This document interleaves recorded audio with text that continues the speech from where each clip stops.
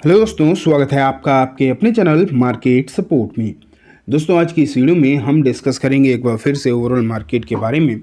जैसा कि आप देख रहे हो कि आज मार्केट में एक बार फिर से शुरुआत में अच्छी खासी आपको गिरावट ही देखने को मिल रही थी, लेकिन अभी जब मैं वीडियो रिकॉर्ड कर रहा हूँ लगभग 3 बजे के आसपास, इस समय मार्केट ने एक रिवर्सल दिखाना स्टार्ट किया है।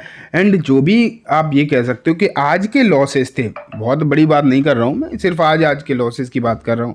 जो भी आज के लॉसेस थे, आप कह सकते हो कि मार्केट ने आज के लॉसेस को तो एटलीस्ट कवर अप कर दिया है और सिचुएशन जो है बहुत हद तक अब सही होती हुई दिखाई दे रही है। आज निर्मला सीतारमण फाइनेंस मिनिस्टर की तरफ से एक बड़ा बयान निकल कर आया है और ये डेफिनेटली आप कह सकते हो कि एक अच्छा बयान है, बहुत पॉजिटिव बयान है। उसके बारे में भी आज की इस वीडियो में हम बात करेंगे कि आखिरकार इस बयान के क्या मायने हैं, इसका जो इम्पैक्ट है वो क्या पड़ सकता है। ठीक है, आप यहाँ पर देखो, सबसे पहले मार्केट की स्थिति आपके सामने रख दी है पूरी तरीके से। यहाँ अगर देखोगे आप तो फिलहाल सेंसेक्स आपको दिखाई दे रहा है फ्लैट, निफ्टी भी फ्लैट, निफ्टी बैंक लगभग मतलब 1/4% ऊपर है एंड मिड कैप के भी लगभग यही हाल आपको नज़र आ रहे हैं।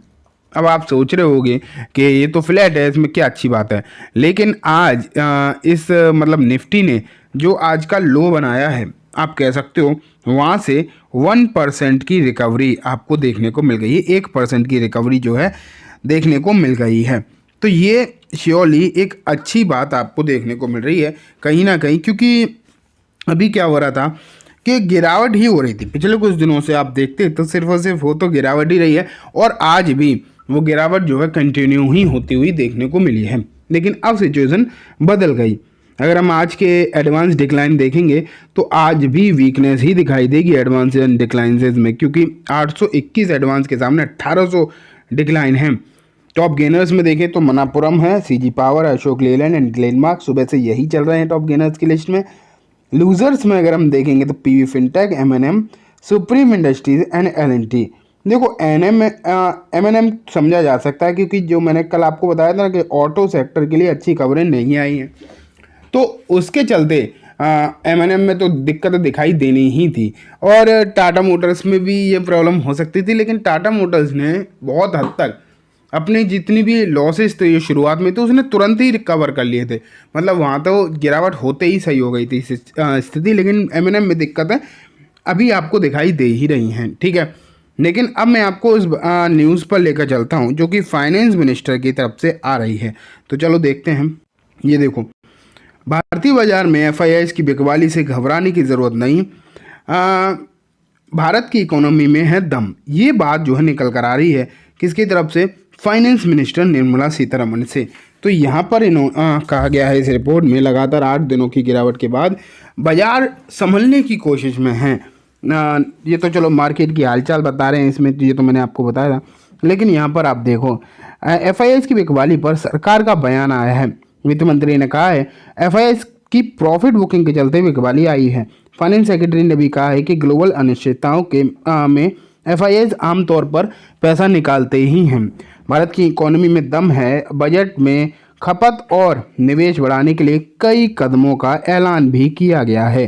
ग्लोबल अनिश्चितताओं से मतलब एफआईआई बिकवाली करते हैं, इससे घबराने की ज़रूरत नहीं है, ये भी यहाँ पर कही जाने वाली बात दिखाई दे रही है। एक मुंबई में प्रेस कॉन्फ्रेंस के दौरान वित्त मंत्री ने कहा है इंश्योरेंस में अधिक से अधिक एफडीआई का स्वागत है। ये तो उन्होंने बजट में ही बता दिया था कि इंश्योरेंस सेक्टर में जो है ये एफडीआई की लिमिट पूरी 100% ही करने वाले हैं, तो ये आपने देख ही लिया था। ठीक है, लेकिन आगे और बढ़े और देखो इंश्योरेंस सेक्टर में भी प्लेयर्स की ज़रूरत है। ठीक है, और देखो यहाँ पर क्या लिखा है, करदाताओं के लिए भी इनकम बैंड में बदलाव किए गए हैं। एफआईआईज़ को निवेश में अच्छा रिटर्न मिल रहा है। प्रॉफिट बुकिंग करने के लिए एफआईआई बिकवाली कर रहे हैं। भारतीय बाजार की स्थिति में मजबूती बरकरार है। ग्लोबल अनिश्चितताओं की वजह से एफआईआई बिकवाली कर रहे हैं। ठीक है, ये तो आपने देख ही लिया। यहाँ पर लिखा है न्यू आईटी बिल पर 60,000 से ज़्यादा इनपुट मिले हैं। ठीक है, और बेसिकली ये मान के चलिए कि जो आपको हेडलाइन में दिखाई दे रहा है ना, वही है पूरी इस रिपोर्ट का सार। पूरी रिपोर्ट की समरी आपको हेडलाइन में ही नज़र आ रही है। बेसिक है कि जिस तरीके से गिरावट लगातार हो रही है पिछले कुछ दिनों से, एक तरफा मार्केट जो है आपको गिरता हुआ दिखाई दे रहा है। अब ये बातें सरकार के भी कान में पहुंच ही गई हैं कि लोग बहुत परेशान हैं इस गिरावट से और मार्केट से पैसा निकल रहा है। ये बात तो पूरी तरीके से सही सच ही है ना, मार्केट से तो पैसा कहीं ना कहीं निकल ही रहा है। एफआईआई लगातार बेचते हुए चले जा रहे हैं। लेकिन जब ये बयान आया है तो अब इसका फर्क भी पड़ेगा। एक और रिपोर्ट देखो, बजट के बाद वित्त मंत्री निर्मला सीतारमण की पहली कॉन्फ्रेंस इन सेक्टर्स पर कर दिया बड़ा ऐलान। देख लेते हैं यहाँ पर कौन से सेक्टर्स की और बात भी करी जा रही है। यहाँ पर बहुत सारी चीज़ें लिखी हैं, हम सब नहीं डिस्कस करेंगे, लेकिन कुछ इंपॉर्टेंट चीज़ें हैं। कर से जीडीपी अनुपात घटाने पर जोर है, ठीक है। बिजली क्षेत्र में, हाँ ये देखो, इलेक्ट्रिसिटी सेक्टर मतलब एनर्जी सेक्टर में यहाँ पर जो है और ज़्यादा सुधार करने की ज़रूरत है। ये यहाँ पर क्लियरली निर्मला सीतारमण की तरफ से बयान निकल कर आया है। कुछ पावर कंपनीज में इसका फ़र्क भी दिखाई दे रहा है। बीमा क्षेत्र में ये तो हमने आपको बता ही दिया। एमएसएमईज को लिए भी तोहफा है। एमएसएमईज के लिए इन्होंने कुछ बात करी है, लेकिन उसका असर ना मार्केट पर डेफिनेटली पड़ता है। भले ही एक डायरेक्ट कंपनी की बात नहीं है, लेकिन इसका जीडीपी मजबूती की जरिए, इकोनॉमिक की जरिए मार्केट में फ़र्क तो कहीं ना कहीं पड़ता ही है। तो ये चीज़ें आप देखने को मिल रही हैं आपको कि काफ़ी लंबे दिनों की गिरावट के बाद अब निर्मला सीतारमण खुद बयान देने के लिए मजबूर हुई है, क्योंकि मार्केट जिस तरीके से गिर रहा है, भारत के लोग काफ़ी ज़्यादा दुखी हैं, काफ़ी ज़्यादा परेशान तो हैं ही, इसमें तो कोई भी डाउट नहीं है। अब इस तरीके के बयान से आज तो रिकवरी हुई ही है, लेकिन देखते हैं कि आगे मार्केट की स्थिति क्या रहती है। मैं आपसे ये ज़रूर कहना चाहूँगा कि ये अभी पहली रिकवरी है, ठीक है। इसमें बहुत ज़्यादा पैसा एक झटके से आपको नहीं लगाना चाहिए, मुझे जहाँ तक लगता है। मार्केट में जब तक रिवर्सल के पूरी तरीके से संकेत दिखाई ना देने लगे, तब तक कोई बड़ा इन्वेस्टमेंट मेरे हिसाब से अभी आपको नहीं करके चलना चाहिए। थोड़ा सा रुकना चाहिए। अगर 2-4% ऊपर भी खरीदना पड़े तो भी ऐसा कोई बहुत दिक्कत वाली बात नहीं है।